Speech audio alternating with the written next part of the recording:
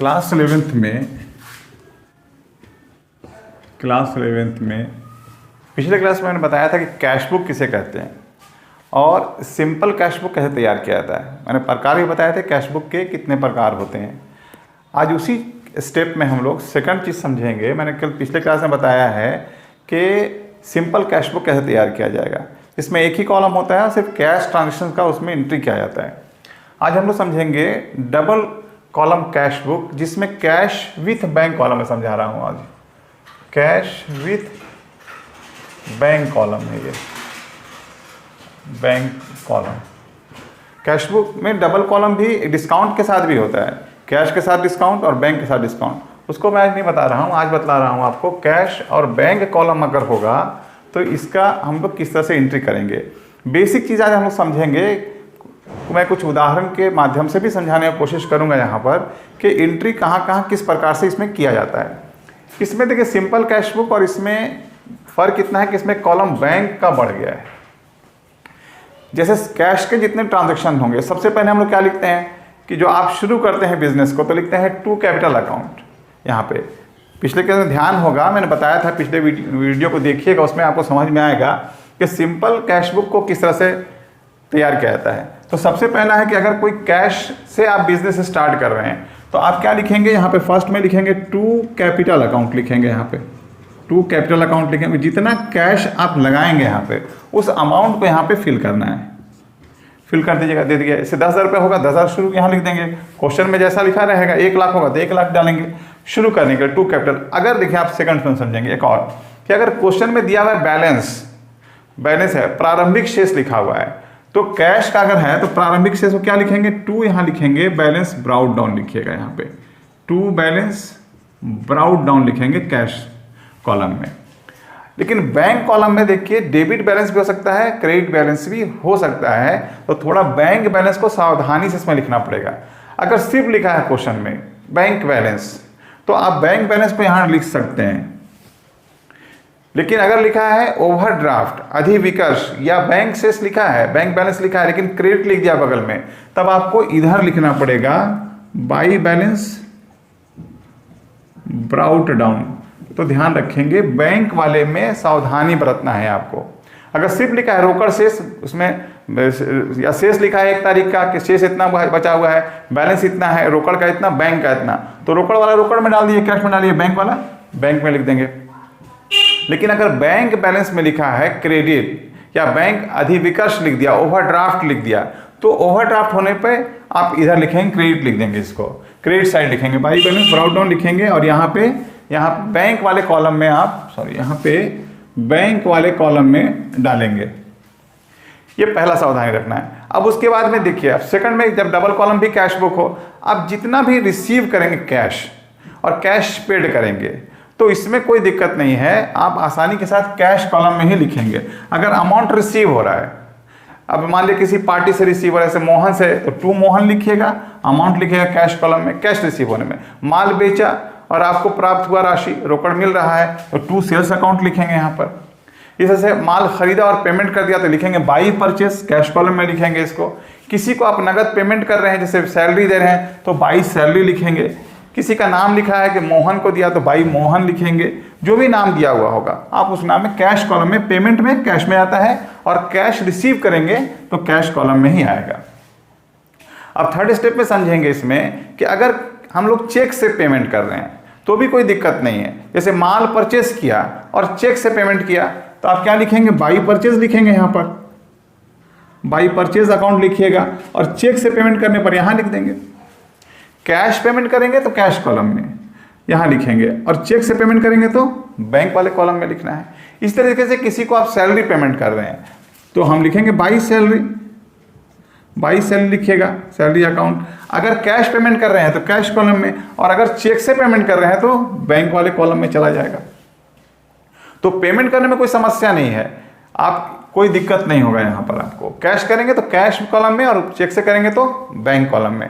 अब यहाँ देखिए चेक रिसीव करेंगे तब यहाँ पे आपको ध्यान में रखना पड़ेगा, अगर आप चेक रिसीव किया है, आपने जमा नहीं किया, तो यहाँ पे आप डेबिट में, अभी जो नए मेथड से हम लोग बनाते हैं, तो उसमें आप किसी भी साइड लिखिए मत इसको, उसका जर्नल एंट्री अलग से कर दिए। चेक रिसीव क्या है, जैसे आप वहाँ कहीं क्वेश्चन में दिया रहेगा करीम से 5,000 रुपये का चेक रिसीव किया, सिर्फ रिसीव किया, जमा नहीं किया, तो क्या लिखेंगे आप लिख दीजिएगा उसको cheques in hand account debit to Karim. अब कैश बुक में इसकी कोई एंट्री नहीं करेंगे। और पुराने मेथड में क्या करते थे, उसको कैश अज्यूम कर लेते थे। चेक रिसीव किया और उसको अपने पास रख लिया, जमा नहीं किया तो उसको कैश अज्यूम करते थे, तो वहाँ पर कैश कॉलम में लिखा जाता था। तो आप उस मेथड को छोड़िए, आप नए मेथड से बनाइए। अगर चेक रिसीव किया है आपको मिला है किसी से और दिया आपने जमा नहीं किया, तो कैश बुक में कोई एंट्री मत कीजिए। सीधा सीधा क्या लिखेंगे, उसका जर्नल एंट्री अलग से कर लीजिए। Cheques in hand account debit to party का नाम लिख दिए जिससे ही मिला है। अब यहाँ पे चेक रिसीव का हो गया। अब अगर उस चेक को बाद में जमा करेंगे, जो चेक रिसीव किया आप जो बाद में जमा कर रहे हैं, जैसे मैंने एग्जांपल दिया कि करीम से चेक मिला, तो आप उस दिन एंट्री नहीं किया, करीम का चेक जमा करेंगे, तो अब यहाँ लिखिएगा जमा कर रहे हैं बैंक में, तो बैंक बढ़ेगा यहाँ पर। अब लिखिएगा यहाँ पे to cheques in hand, to cheques in hand. अब यहाँ पे बैंक कॉलम में लिखेंगे किस दिन, जिस दिन जमा करेंगे उस दिन। ध्यान रखेंगे, हम बार बार समझा रहे हैं कि चेक रिसीव किया, जमा नहीं किया, तब चेक रिसीव किया और जमा नहीं किया तो उसकी अलग से जर्नल एंट्री कर लिए, cheques in hand account debit to, जिससे भी नाम मिला है आपको उसका नाम लिख दीजिए। अब उसका कैश बुक में कोई एंट्री नहीं करेंगे। और चेक जब रिसीव किया हुआ, पहले से रिसीव किया बाद में जमा कर रहे हैं, तो जिस डेट में आप जमा करेंगे उस दिन लिखेंगे टू चेक्स इन हैंड, और जितना अमाउंट का है उसको बैंक कॉलम में लिख दिया जाएगा। ये ध्यान रखना है। अब अगर ये चेक डिसऑनर होगा, किसी दिन हो सकता है चेक आपने जमा कर दिया और डिसऑनर हो गया, तो आप डिसऑनर होने की डेट में यहाँ पे लिखिए, जिस पार्टी का है उसका नाम लिखिए और यहाँ पे अमाउंट डाल दीजिए डिसऑनर होने की स्थिति में। जैसे मैंने बोला कि करीम का चेक मिला था 5,000 रुपये का और उसको 5 तारीख को मिला तो कोई एंट्री नहीं किया, 7 तारीख को जमा किया तो 7 तारीख को मैंने बोला कि लिख दिए to cheques in hand account, amount यहाँ लिख दिए। अब वो डिसऑनर होगा तो फिर लिखेंगे बाई करीम और यहाँ पे लिखेंगे अमाउंट 5,000 रुपये, डिसऑनर होने की स्थिति में। इतना क्लियर हो गया। अब देखिए दूसरा, कॉन्ट्रा एंट्री इसमें कुछ होता है जिसमें आपको गलती होता है, गलती करते हैं बच्चे बहुत ज़्यादा, तो उसको ध्यान से समझिए किसका कॉन्ट्रा एंट्री करना। अब यहाँ पे अगर चेक्स इन हैंड वाले सिस्टम से आप जाएंगे तो सिर्फ 2 ही एंट्री होगा इसका कॉन्ट्रा होता है। नंबर 1, आप जब चेक से जब आप पैसा बैंक में जमा करेंगे, नंबर 1। नंबर 2, जब आप पैसा चेक बैंक से निकालेंगे ऑफिस यूज़ के लिए, तो 2 कंडीशंस में इसका कॉन्ट्रा एंट्री होगा। पहला मैंने बताया कि जब आप कैश बैंक में जमा कर रहे हैं, तो देखिए इसका जर्नल एंट्री आप ध्यान में रखिए तो आपको आसानी से बन जाएगा। कैश डिपॉजिटेड इनटू बैंक का आप ध्यान में रखेंगे, 2 ही का काउंटर एंट्री होता है। अब चेक, अब यहाँ पे कैश डिपॉजिटेड इनटू बैंक, मैं एग्जांपल से समझा दे रहा हूँ। कैश डिपॉजिटेड इनटू बैंक ₹10,000, अगर आप 10,000 रुपये जमा कर रहे हैं यहाँ पे एक, अब जमा कर रहे हैं तो इसका देखिए कॉन्ट्रा एंट्री होगा। क्यों? क्योंकि एक साथ दोनों अकाउंट्स को यहाँ पे इफेक्ट करता है ये, तो उसी का कॉन्ट्रा करते हैं हम लोग। अब जमा करेंगे तो कैश आपके पास से घटेगा भी और जाके जमा भी होगा, बैंक बढ़ जाएगा, तो कैश का भी कॉलम है आपके पास, बैंक का भी कॉलम है, तो दोनों की एंट्री सेम डेट में होगी। जैसे यहाँ पे अगर हम लोग लिखें कि जनवरी 15 तारीख को आपने एक ऐसा ट्रांजेक्शन है कैश डिपॉजिट टू बैंक, तो अब इसका एंट्री भी थोड़ा ध्यान में रखिएगा। कैश जब डिपॉजिट करते हैं आप तो क्या लिखते हैं, bank account debit to cash, तो आप ध्यान में रखेंगे इसका क्या एंट्री होता है, bank account debit to cash होता है। तो मैं ध्यान लाने के लिए बोल रहा हूं क्या bank account debit to cash. अब टू में क्या लिखेंगे आप, तो इसको यहाँ पे मैं हटा दे रहा हूं। अब यहाँ पे इसका एंट्री लिखिएगा, मान लिया 15 तारीख को to cash account, to cash account. देखिए डेबिट में यहाँ पे लिखा हुआ है टू कैश, तो टू कैश लिख दीजिए। अब यहाँ पे कितना जमा कर रहे हैं, 10,000, तो अब कैश को आप बैंक कॉलम में लिखिए। यहाँ पे कितना रुपया, 10,000 रुपीज़ को, और सेम डेट में 15 तारीख को यहाँ भी लिखिए बाई, अब इधर कैश लिख दिया है आपने, इधर कैश लिखा, इधर क्या लिखेंगे, बैंक लिखेंगे, जस्ट उल्टा लिखिएगा, बाई बैंक अकाउंट लिखिएगा यहाँ पर। और बैंक है तो बैंक में नहीं लिखेंगे, इसको कैश कॉलम में लिखेंगे 10,000 रुपया, और यहाँ पे सी लिखना पड़ेगा लेयर फोलियो वाले कॉलम में। तो यही आपका कॉन्ट्रा हुआ फर्स्ट अमाउंट डिपॉजिट करने का। फिर समझ लीजिए क्योंकि इसी में गलती होता है, बैंक में जमा करेंगे पैसा, कैश डिपॉजिट इनटू बैंक, तो जर्नल एंट्री थोड़ा याद रखिए, bank account debit to cash होता है, तो बैंक अकाउंट टू कैश लिखेंगे, यहाँ बाई बैंक लिखेंगे, और इसको कैश को बैंक कॉलम में डालिए और बैंक को कैश कॉलम में लिखिए और सी लिख दीजिए दोनों साइड में, ये आपका कंप्लीट हो जाएगा। दूसरा क्या होता है, किसका कॉन्ट्रैक्ट एंट्री करेंगे, 18 तारीख को मान लीजिए cash withdrawn from bank, cash withdrawn from bank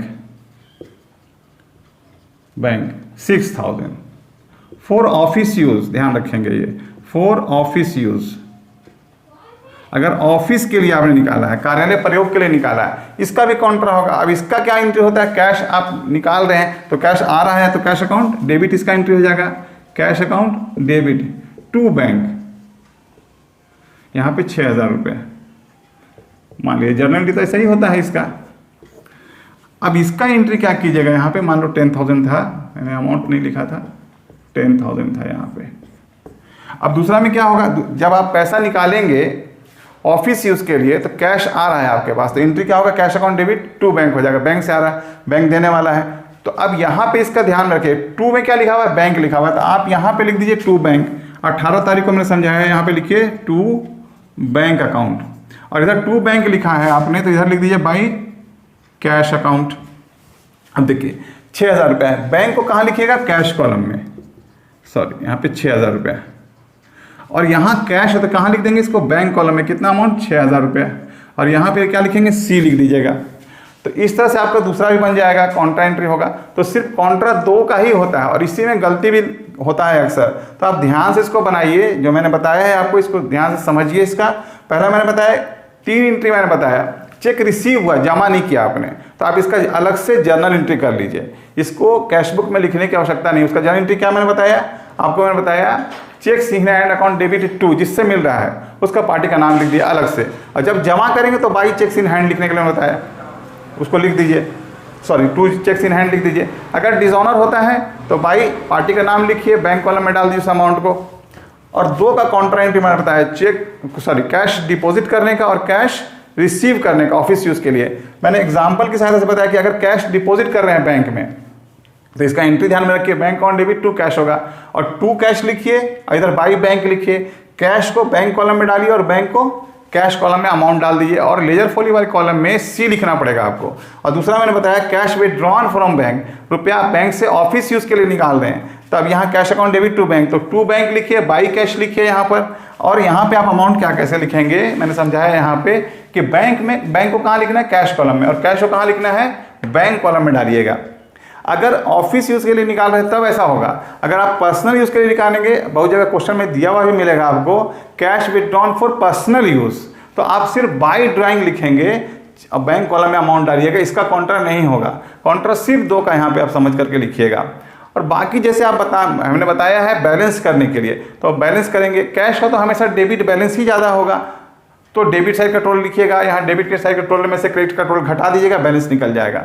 अब बैंक वाले में सावधानी बरतना है, बैंक का किसी भी साइड का टोटल ज़्यादा हो सकता है, अगर डेबिट साइड का टोटल ज़्यादा है तो डेबिट के साइड के टोटल में से क्रेडिट साइड का टोटल घटाइए, बैलेंस निकल जाएगा, डेबिट बैलेंस जाएगा। अगर क्रेडिट साइड का टोटल ज़्यादा होगा तो क्रेडिट का टोटल में से डेबिट के टोटल को घटाइएगा, तब बैलेंस इधर निकालिएगा, ओवरड्राफ्ट की स्थिति को प्रकट करेगा, ये बताएगा। हम नेक्स्ट क्लासेस में हम कोशिश करेंगे कि कोई क्वेश्चन से आपको इसको हम समझाएं, एक्सप्लेन करें। इसको 2 बार 3 बार वीडियो को देखिए, समझिए इस चीज़ को कि कौन कौन सा एंट्री किस तरीके से मैंने बताया है करने के लिए। मैंने शुरू से समझाया, बैलेंस होगा तो कैसे लिखेंगे उसको, अगर बैंक वाला डेबिट हो सकता है, क्रेडिट भी हो सकता है, तो क्रेडिट साइड में कब लिखना है, जब बैंक ओवरड्राफ्ट होगा तब, और दूसरा मैंने बताया क्रेडिट बैलेंस स्पेशली लिखा हुआ हो तब आपको क्रेडिट साइड लिखना है, और कुछ नहीं लिखा है तो आप डेबिट साइड में बैलेंस लिखेंगे। फिर मैंने बताया कि कैश कॉलम में क्या लिखना है, दोनों साइड में, कैश रिसीव करेंगे तो पूरा कैश कॉलम में डालिएगा, कैश पेमेंट कीजिएगा तो क्रेडिट साइड में लिखिएगा इसको, और चेक से पेमेंट करेंगे तो बैंक वाले कॉलम में डालिएगा, और चेक रिसीव करेंगे जमा कर देंगे। एक एंट्री और समझ लीजिए, अगर चेक रिसीव किया, मान लीजिए मिस्टर एक्स से आपने चेक रिसीव किया और डायरेक्टली सेम डे में डिपॉजिट कर दिया, तो आप डायरेक्ट लिखेंगे 2x बैंक कॉलम में आप इसका अमाउंट डाल दीजिएगा डायरेक्ट, इसका बाद में कोई काउंटर नहीं करना पड़ेगा। और अगर ये चेक डिसऑनर होगा बाद में, माने मिस्टर एक्स का चेक डिसऑनर हो गया, तो बाई एक्स लिखेंगे यहाँ पर और बैंक कॉलम में सेम अमाउंट लिख देना है आपको। हमें उम्मीद है कि आपको कैश बुक जो है ये डबल कॉलम वाला कैश विथ बैंक कॉलम का सही से समझ में आया होगा। अगर किसी पॉइंट में आपको दिक्कत हो रहा है तो आप हमसे दोबारा कमेंट कीजिए, हम उसको और अच्छे ढंग से एक्सप्लेन कर देंगे। ओके।